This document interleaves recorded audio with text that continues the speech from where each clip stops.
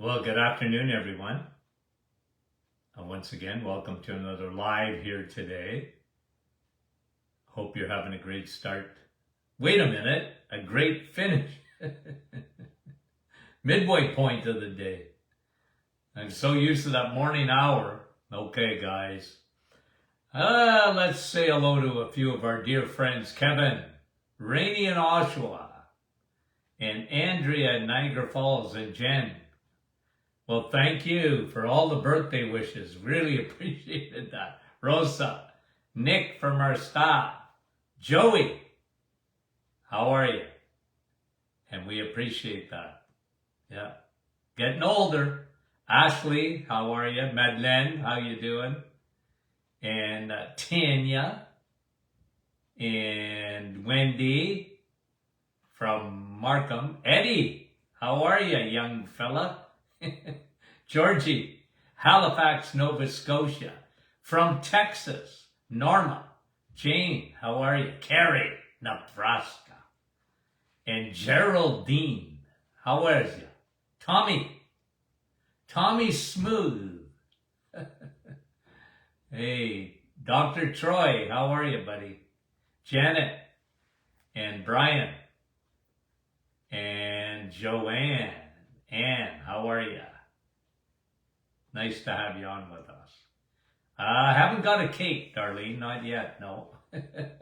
Dave, Sandra, thank you guys for all the happy birthdays. We much appreciate that. Sarah, Lynn from Barrie, Elizabeth, Bob Cajun, Ontario, Ashley, and Maggie, how are you? Sandra, and Janine, and Anne, how are you?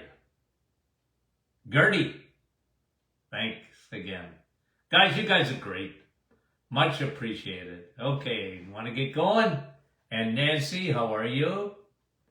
Just outside of North Bay, and Evelyn. Chantal, how are you? From Hamner, Bernice. And Dolly Parton's birthday is today too, right? Yeah, that's what I hear. Okay, well, I'll say happy birthday to Dolly.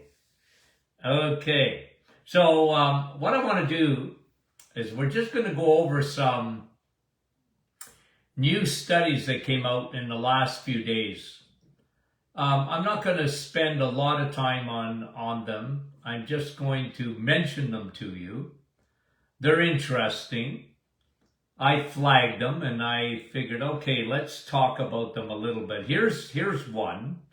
Well, there's actually two new studies on probiotics. And guys, hold on to your seats, because the more they study these bacteria that are on our side, the probiotics, the more they study, the better the results are. It's incredible, okay? So here's one. The role of probiotics in colorectal cancer. Guys, your gut is made up of billions and billions, 3 to 5 pounds of bacteria. So when you get on the scale, you have my permission to take 3 to 5 pounds off, because it's bacteria, okay? And if you have more good guys than bad guys, it's called you win. And 80% or more of all diseases come out of the gut. Hippocrates said that 2,000 years ago. And the more they study these bacteria, whether they be bacteria in your gut, because the vast majority of them are there. They're on your skin, they're in your brain, they're in your lungs, but these bacteria communicate with each other. But what they're finding is the better your microbiome. That means, again, it really is a numbers game, okay? It's a numbers game. And I know this simplifies things to some extent, but this is what happens inside your body.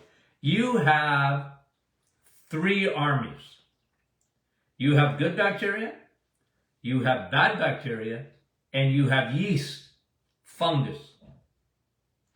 And the only time a fungus or a candida or yeast can invade your body is when you don't have enough good bacteria. So and this is the studies they're making, okay? And I've been saying this for a long time, but here's what the studies are confirming. The more they study the microbiome, and guys, what happens? What is the biggest killer of the microbiome? Something that will save your life. What is that? Antibiotics. Antibiotics destroy your good and bad bacteria. You get an invasive army. And this is why I've always said this, that even though antibiotics can save your life, they are a double-edged sword, and it's because of the invasion of the yeast. And what happens, yeast is so destructive in the body because it can travel from your brain, literally from your brain to your toes, once it gets in the bloodstream. And it's one of the major causes of colorectal cancer. So what is this study saying? That people that have, and they can test this, that have the best, healthiest microbiome have the least amount of colorectal cancer. Let me tell you something about colorectal cancer. Colorectal cancer is one of the most common of all cancers today. And it never used to be. And you know what? It used to be an old man's disease, but not anymore. And again, these are sort of modern day phenomenons. And the problem is because of antibiotics, because of all the chemicals that are in our environment, and that they get into our gut, they disrupt the microbiome. You've got all these artificial foods that your body doesn't recognize. You've got artificial sugars and all this kind of thing. They destroy the microbiome. And then anti-inflammatories, non-steroidal anti-inflammatories, even over-the-counter ones like Advil. Tylenol is not considered a non-steroidal, but it doesn't matter. It's still a medication. People take this, they live on it, but it destroys the microbiome. Bad food, sugar feeds yeast, crappy oils, crappy carbohydrates, bad sugars like high fructose corn syrup. It destroys your microbiome. It causes leaky gut. Leaky gut allows the invasion of that third army, guys. And I'm telling you, it's really important. If you ever have to take an antibiotic, remember, I'm not against antibiotics. Please don't misquote me. I'm not. If you need an antibiotic, you take an antibiotic, but never ever take an antibiotic without taking probiotics. You take the probiotics, double up, triple up even, while you're taking an antibiotic. And then go about 10 days past. And you know what I say about antibiotics? The new research is showing, stop the antibiotic when your symptoms have abated. You know, the old days of finish the treatment. They were saying even this they said this when I was in school. And they've never changed their narrative, their mantra.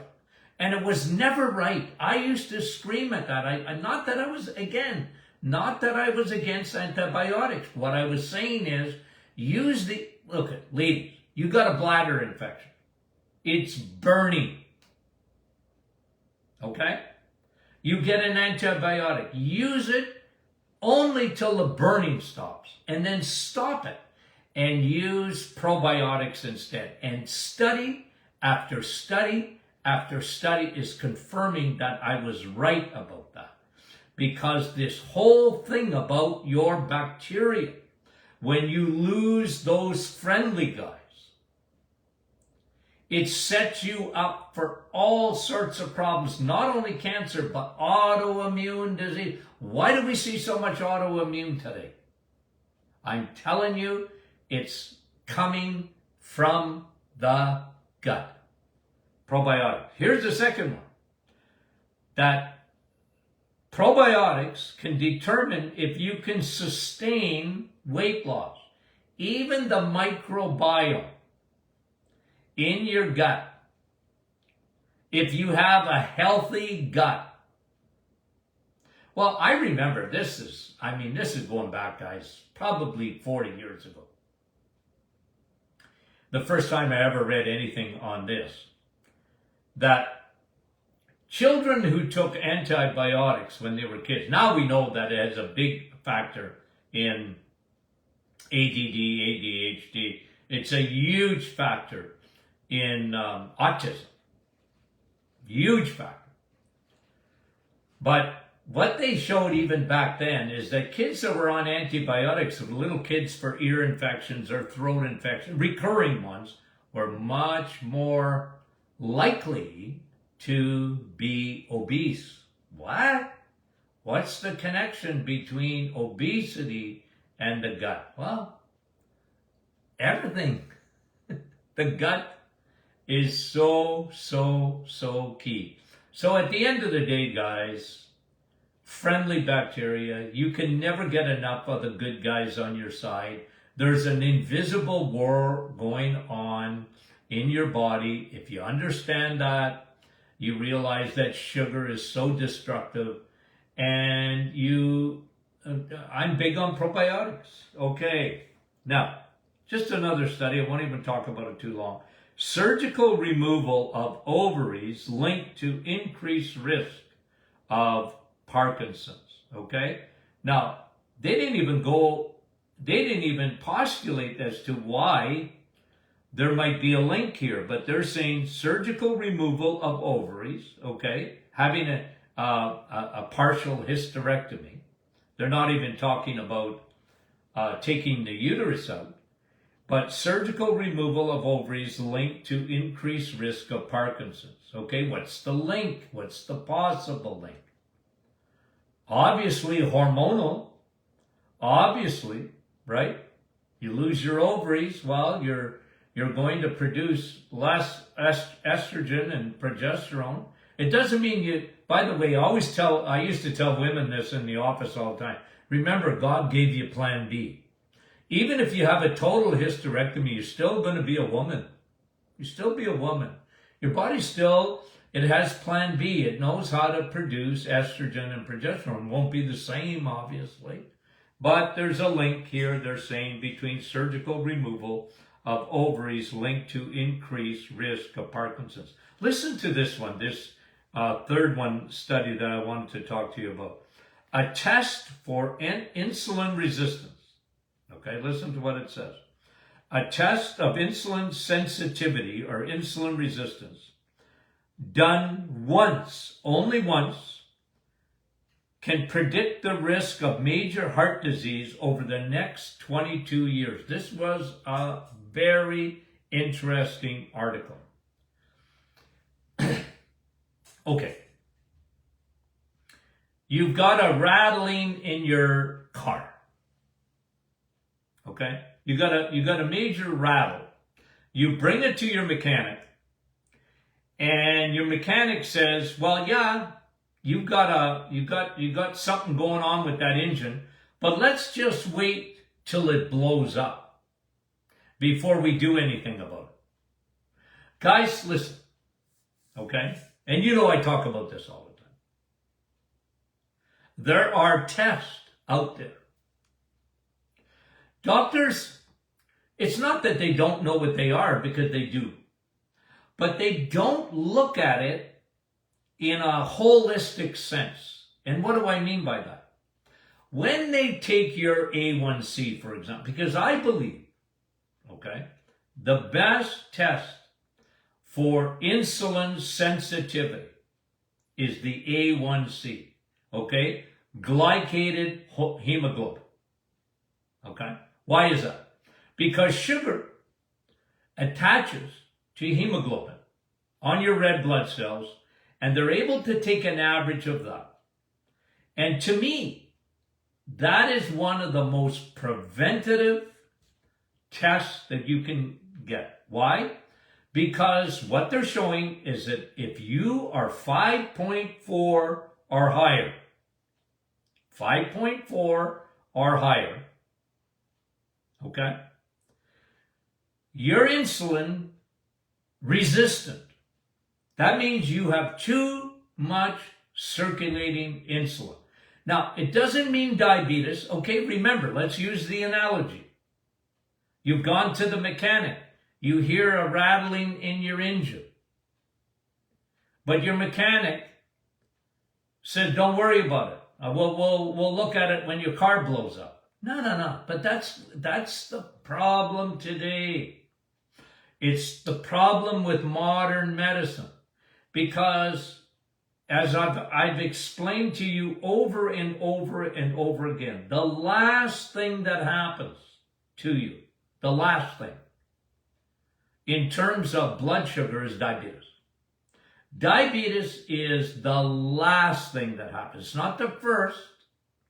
What happens first is insulin resistance or high circulating insulin. It's a food hormone. And when you eat sugars and crappy carbs and your cells, they don't like the presence of insulin, and your body doesn't care if they like the presence of insulin or not. They are still going to, your pancreas will secrete insulin. If someone insists on eating carbs and sugars, your body will do the job. It will not allow sugar to stay in your bloodstream. It just can't. Until it can't, it doesn't work anymore. But the last thing that happens, it doesn't work anymore. Your pancreas can't keep up. And that's diabetes.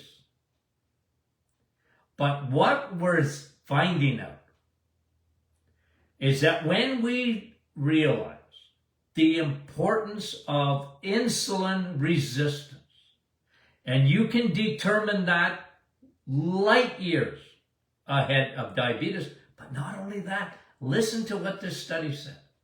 Listen to what this study said. The study said that if they would do insulin sensitivity testing, meaning A1C, okay, or they can do an insulin testing. I like A1C myself better. I do. Okay? Now listen. It is a better predictor of major heart disease even up to 22 years later. Talk about prevention. So folks, when you send me your blood work and I tell you that you have insulin resistance, it means at the cellular level in your body, okay, especially at the muscle cells, especially at the liver cells and your fat cells, they're going like this. Stop coming and knocking at my door. I'm tired of you. Insulin, get lost. But insulin, it doesn't get the memo. It keeps coming and coming and coming. And the way to measure that, the best way, in my opinion, is what we call the A1C test, the average glycated hemoglobin, where sugar attaches to the red blood cell. It gives you the best indication. Now, what did I always say? It has to be under 5.4. And I'll remind you, okay, because I have it right in front of me. I will remind you that probably a month ago, it may not even been that long, I brought to you a new study on A1C and brain shrinkage. Do you remember that? Do you guys remember that? And here's what it said, okay? I'm just going to refresh your memory because we're talking about brain shrinkage. But it just goes to show you what insulin does, my friend. Okay? Your brain shrinks. And here's what they found. You get high shrinkage, maximum shrinkage on if your A1C is 5.9 and up. Now, guys, let me tell you something about A1C at 5.9.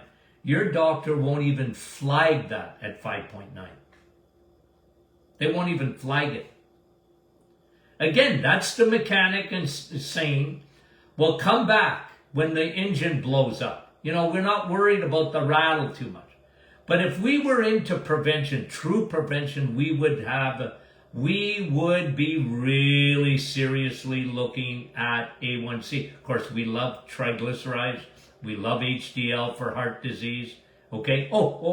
Before I bring you the rest, let me hear, because I'm going to forget.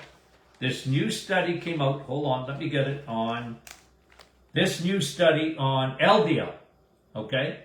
LDL, let me remind you. LDL cholesterol, okay? Low density lipoprotein, okay? That's what statins work on. When a statin drug is lowering cholesterol, okay, called a statin drug is a cholesterol lowering medication, okay? Now, listen to what I'm going to say. It goes after LDL. Because LDL, according to medicine, is the boogeyman.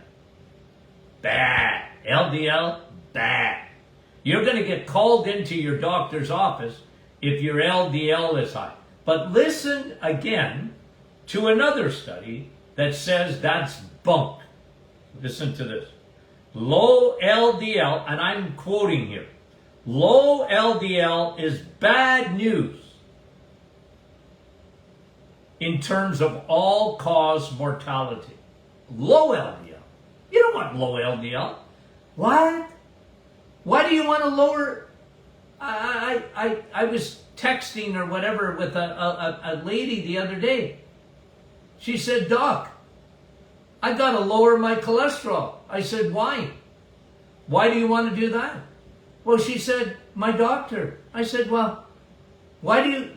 I know your doctor, but cholesterol doesn't cause heart disease, so why do you want to lower it? And now they're showing the lower your cholesterol is, the better chance you're going to croak.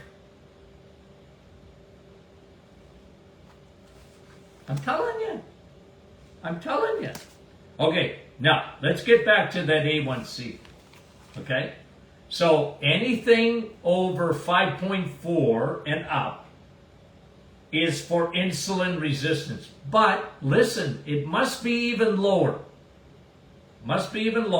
Because brain shrinkage, 5.9 and up is very, very bad brain shrinkage with A1C. Okay? 2, moderate shrinking of the brain is 5.6 to 5.8. Moderate. Small shrinkage is 5.3 to 5.5. And none at all is 4.4 to 5.2. Now, guys, this is probably the most significant when it comes to Alzheimer's. Remember, type 3 diabetes, Alzheimer's, your brain, it's shrinking when your A1C is too high. And when your A1C is too high, it means you got insulin resistance. Too much insulin circulating. That's what it means. And guys, the solution to A1C is not a pill. It's not a pill. I know they talk about metformin and glyburide and others, medicate. Nah, it's food, because insulin is a food hormone. Start in the kitchen with food. 5.9, terrible on the brain, or up. Think of that. 5.6 to 5.8, moderate shrinking of the brain. Small shrinkage is 5.3. See, they're even lower than my 5.4. They're even lower. They say insulin resistance is at 5.3, not 5.4. Okay, I stand to be corrected. Because if you send me blood work and it's at 5.4, I will tell you that you have mild insulin resistance already. Need to change your diet. You need to change your habits. You need to get the memo, because they're showing here that test is, the more they study A1C, the more they realize how significant A1C is, that test. Okay? And up to 22 years ahead of time telling you about heart disease. Isn't that crazy, guys? A test of insulin done even once predicted the risk of major heart disease over the next 22 years.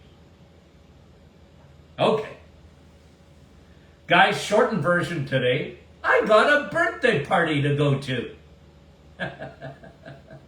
My own. Okay, guys. When you get my age, you don't want to you want to stop counting, but I guess I'm very thankful. Very thankful. Let me tell you what I'm thankful for as I close. I'm very thankful for my health. Okay? I don't take that for granted at all. Very thankful for that. Very thankful for you guys. What a team. What fun we have. What support you guys give this podcast and lives that we do on a daily basis.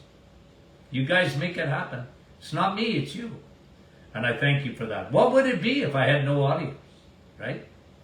And thank you for making this program the #1 health podcast in Canada. We appreciate that. We appreciate that. Okay? And let's get the message out. Okay, guys. We love you. We'll talk to you soon.